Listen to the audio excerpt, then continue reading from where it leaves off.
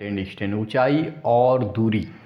ये math SSC advance math के तहत आता है, जो कि बहुत ही इम्पोर्टेंट है। चाहे छोटा सवाल रहे चाहे बड़ा सवाल रहे, ये आजकल पूछा ही जा रहा है। रेलवे से लेकर के बड़े से बड़े एग्ज़ाम में पूछा जाता है। तो आप अगर किसी एग्ज़ाम में इस सवाल को अगर छोड़ते हैं तो इससे आपका मेरिट लिस्ट पर प्रभाव पड़ता है। इसलिए इस वीडियो को ध्यान से देखिए और इस चैप्टर को बढ़िया से सीख जाइए, ताकि आपका कहीं भी एक भी नंबर कम ना हो।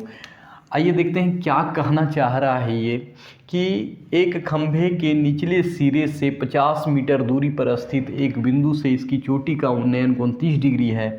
इस खंभे की ऊंचाई, तो सबसे पहला काम है इसमें कि फिगर बनाना। बिना फिगर का हाइट एंड और डिस्टेंस जो है बिना फिगर का नहीं बनता है। तो सबसे पहले इस बात को पढ़ के फिगर बनाने का प्रयास करेंगे कि आखिर ये कह क्या रहा है।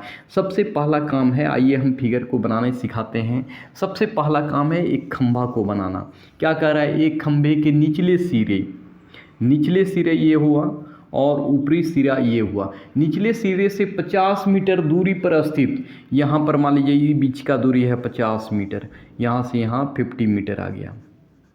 ये दूरी पर स्थित एक बिंदु की चोटी का उन्नयन कोण, इसका उन्नयन कोण, चोटी मतलब यही हुआ, ये हुआ चोटी, इसका उन्नयन कोण 30 डिग्री बनाता है।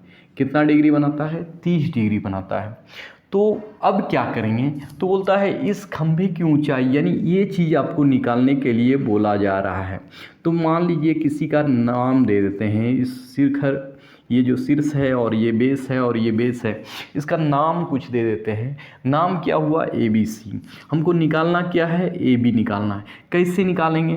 तो आप पहला बात इस पर ध्यान दीजिएगा, थोड़ा सा वीडियो में समझना है कि हमको लंब निकालना है। इसको P बोलते हैं, या हिंदी में बोलेंगे तो लंब, और इसको आधार।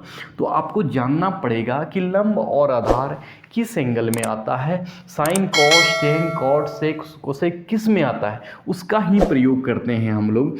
तो टेन थीटा बराबर होता है लंब बटे आधार।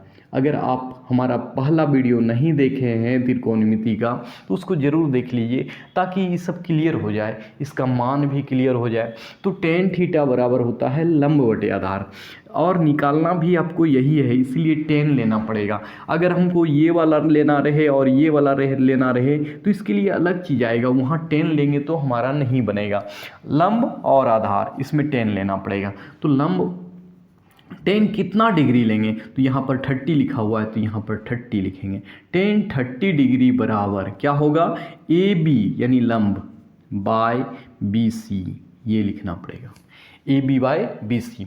अब हम 10 30 का मान याद रखेंगे तभी ये सवाल बनेगा, नहीं अन्यथा नहीं बनेगा। तो मान कितना होता है 10 30 का? तो 1/√3, ये मान हो गया।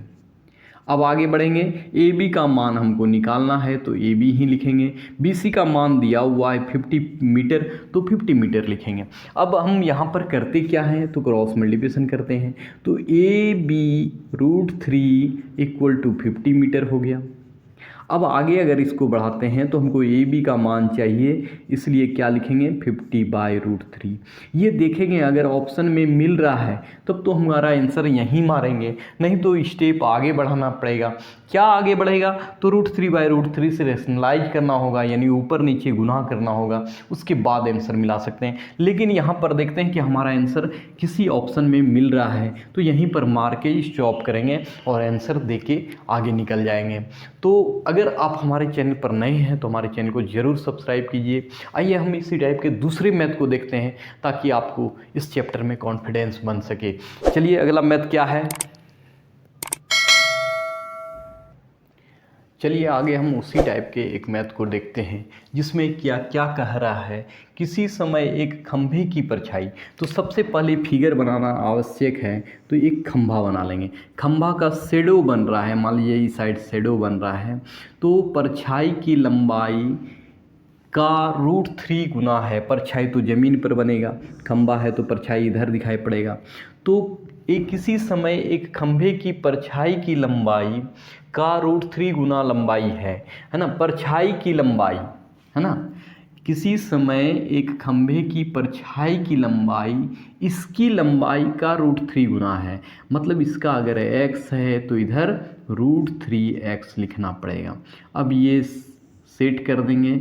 अब यहाँ पर इसका एंगल नहीं पता है, ये एंगल निकालना है। सूर्य का उन्नयन कोण कितना होगा? मान लीजिए सन इधर है, मान लीजिए सन यहाँ पर है, ऐसे है, तो इसका जो परछाई बन रहा है खंभा का ज़मीन पर यहाँ आके बन रहा है, तो ये x है, तो ये √3x है। तो आपको पूछा जा रहा है कि कितने डिग्री एंगल पर सन का ये पड़ रहा है, यानी थीटा का मान निकालना है। फिगर मेरा तैयार हो गया। इसका कुछ नाम दे देंगे, जैसे यहाँ पर लिखते हैं A, यहाँ पर B, यहाँ पर C। किसकी किसकी ज़रूरत है? देखिए, लंब का ज़रूरत है, आधार का ज़रूरत है, किस ट्रायंगल में आता है, किस मतलब परिमाप पे आता है, तो tan लिखेंगे, tan है ना, sine cos tan cot sec cosec. ये रटिए, ये नहीं जानिएगा कि क्या लेना है तो आपको प्रॉब्लम हो सकता है।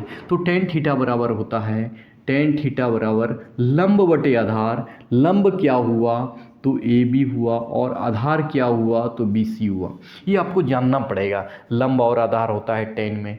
साइन में क्या होता है तो लंब बटे कर्ण होता है। तो इस तरह रटना है। अगर आप ये रटना चाहते हैं तो हमारा पहला वीडियो त्रिकोणमिति का पहला वीडियो देखिए, जरूर। टोटल फॉर्मूला समझाया गया है और टोटल ट्रिक बताया गया है कि कैसे आप याद रख सकते हैं। तो tan थीटा बराबर, देखिए लंब कितना है x है, तो यहाँ पर x लिखेंगे, यानी AB की लंबाई कितनी है x, BC कितना है तो √3/x। ये x कैंसिल हो गया, तो क्या बचा tan थीटा। फिर से लिखते हैं, tan थीटा इक्वल टू 1/√3।